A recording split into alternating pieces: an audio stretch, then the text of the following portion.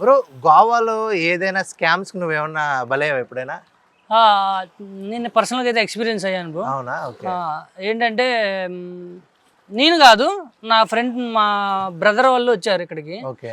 వాళ్ళు ఒక 8 మెంబర్స్ వచ్చారు, వాళ్ళ కొలీగ్స్ వాళ్ళు. సో వాళ్ళకి ఏంటంటే 2 వీలర్ నేను తెలుసులే అని చెప్పేసి ఒక చోట ఇప్పించాను. నాకు తెలియదు, వాళ్ళు తెలుసు అని చెప్పేసి ఒక చోట ఇప్పించేసి స్టార్టింగ్లో బాగానే అంతా మాట్లాడాడు. ఇక్కడే ఉంటావా అది దాన్ని బాగానే మాట్లాడాడు.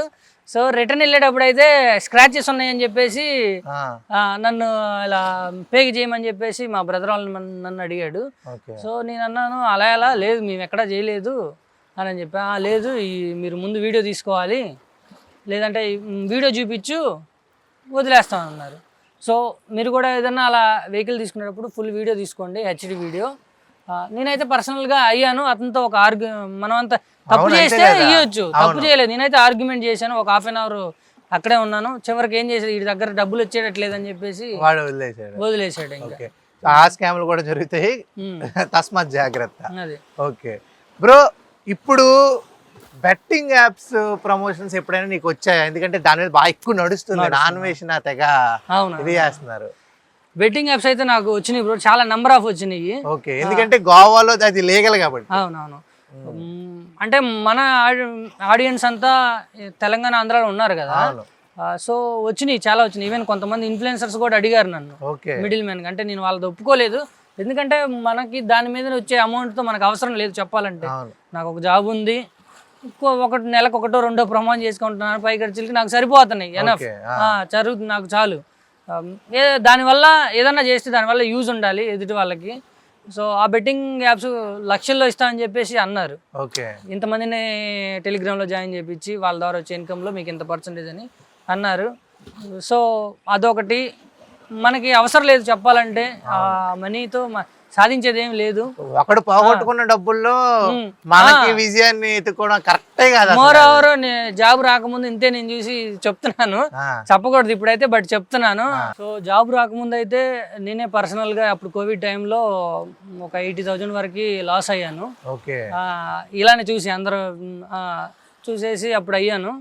సో అలా ఆ బాధ తెలుసు. ఎలా అంటే అలా అసలు అందరూ చేయొద్దు అంటారు, కానీ ఎందుకు చేయొద్దు అంటారో నేను చెప్తాను. ఇప్పుడు ఎలా ఉంటుందంటే మన దగ్గర ఒక 500 ఉంటుంది, ఈ 500తో ఆడదాం. స్టార్టింగ్లో వస్తాయి మనకి, దాని ఒక 10,000 దాకా వస్తాయి. తర్వాత చిన్నగా గ్రాడ్యువల్గా దాన్ని డిక్రీజ్ అయితే వచ్చింది, అయితే దాని తర్వాత 0 అయిపోద్ది మన బ్యాలెన్స్. అరే ఒక 500 ఆడదాం, దాన్ని ఆడతాము, విత్ ఇన్ 1 అవర్లో అయిపోతాయి. 1 అవర్ 10 మినిట్స్లో అయిపోయినా ఇబ్బంది లేదు, అయిపోద్ది. దాని తర్వాత దీని అమ్మ మనం ఆడకూడదు అనిపించింది. మళ్ళీ ఒక 1 వీక్ తర్వాత రారా అని పిలిచిద్ది. పిలిచిద్ది 500తో మనం 10,000 సంపాదించాం, మైండ్ లో అదే థాట్ ఉంటది, అదే ఉంటుంది. సో మళ్ళీ ఇంకేమన్నా దాన్ని మళ్ళీ మనం రికవర్ చేయొచ్చు అని ఇంటెన్షన్ తో ఆడతాం. అట్లా 500 ఒక 4 months తర్వాత వెనక్కి తిరిగి చూసుకుంటే ఇదే ₹1,00,000 పోగొట్టుకుని కూర్చుంటాడు, అలా అయింది. సో దానివల్ల అందరూ కొంతమంది అంటే మన స్టామినా 500, కొన్ని 500 కలిపితే 80,000, కొంతమంది 2,000. మా ఫ్రెండ్ ఉంటాడు, మా ఫ్రెండ్ వాడు ఒక యాప్ ఉంటది, డైరెక్ట్ గా డైలీ సాయంత్రం అయితే ఎలా IPL పెట్టుకుని నేను చెప్తా ఉంటాను, బాబు వద్దురా అంటే వినరు. మనం చెప్పినా వినకపోతే ఇంక మనం ఏం చేస్తాం. నాకు అప్పుడప్పుడు అనిపిస్తుంది నాన్ వేషనా కరెక్ట్ అని. మీరు నాన్ వేషన చేస్తున్న దానికి ఎలా ఏం చెప్తారు? అతను ఇప్పుడు కాదు, ఇంత ముందు నుంచే మొత్తుకుంటా ఉన్నాడు. స్టార్టింగ్ లో ట్రేడింగ్ గురించి చెప్పాడు. అవును, ట్రేడింగ్ గురించి ఇలా దాంట్లో కూడా రిస్క్ ఉంది, ఇలా పాకెట్ మనీకి ఇచ్చిన డబ్బులు మీరు ఇలా కాలేజ్ ఫీజుకి ఇలా ఇచ్చిన అప్పటి నుంచి చేస్తున్నాడు. గ్రేట్, అలా స్టాండ్ తీసుకునే వాళ్ళు చాలా గ్రేట్. సో ఇప్పుడు రీసెంట్ గా ఇంకా రీస్టార్ట్ చేశాడు. అతననే కాదు, ఇంకా రామాబాయ్ అని ఉన్నాడు, అతను కంటిన్యూగా దీని గురించే చేశాడు. బట్ కొంతమంది స్ట్రాటజీ అంటారు, లైక్ ఎలా తను పెరగడానికి ఏదైనా సరే మంచి కాజ్ కోసం అతను ప్రయత్నించాడు. సో అతను అంత గుర్తింపు రాలేదు అందరికీ. సో ఒకళ్ళనే కాదు, ఇలా నెంబర్ ఆఫ్ ఉన్నారు, అందరూ బాగా మంచి దీనికోసం చేస్తా ఉన్నారు. యువ సామ్రాట్ అనే అతను కూడా చేస్తున్నాడు. ఇలా సమాజంలో మనం అనేది ఇన్ఫ్లుయెన్స్ చేస్తా ఉన్నాము. అది ఇలా నెగిటివ్ జరుగుతున్నప్పుడు కూడా తప్పి ఎత్తి చెప్పాలి. సో నేను లేటెస్ట్గా దీన్ని అసలు యాక్చువల్గా మన సబ్జెక్ట్ కాదని చెప్పేసి నేను ఇందులో ఇన్వాల్వ్ అవ్వను, నాకు ఎందుకులే అని.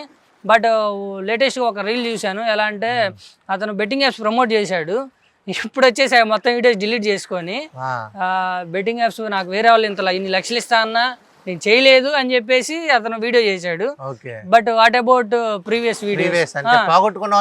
నువ్వేం చెప్పాలంటే వచ్చి నేను ఇలా చేశాను, నా వల్ల తప్పు జరిగింది, మీ అందరికి సారీ, ఇంక మీద చెయ్యను, ఇలా ఆఫర్ వచ్చినా నేను చేయట్లేదు అని చెప్తే చాలా అందరికి ట్రస్ట్ ఉంటుంది. అతను కామెంట్ లో 10 మంది పాజిటివ్ పెట్టినా లాస్ అయినోడు నాలాంటి చూసినోడు వెళ్ళి నెగిటివ్ పెడతాడు. బ్రో నువ్వు మనస్ఫూర్తిగా చెప్పు చేయలేదా నువ్వు, అక్కడే నీ ఐడెంటిటీ అనేది. చాలా మంది ఇప్పుడు ఇన్ఫ్లుయెన్సర్లు అదే నేను చేయలేదు అంటున్నారు, నేను చేశాను ఇక పైనుంచి చేయను అని చెప్తే బాగుంటది.